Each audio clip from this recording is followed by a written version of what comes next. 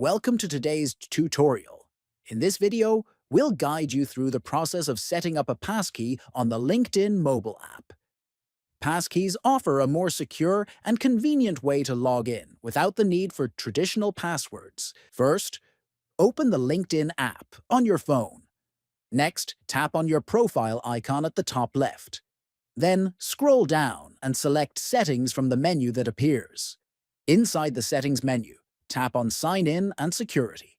Now, look for the Passkeys section and tap on it.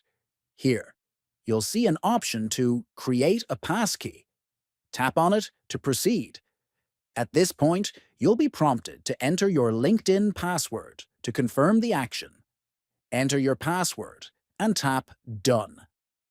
Following this, a prompt will appear asking if you want to save the passkey to your device's password manager. Choose your preferred option.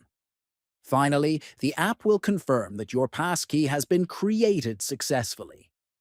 If you found this tutorial helpful, please like the video, share it with others, and don't forget to subscribe to our channel for more informative content. Thank you for watching.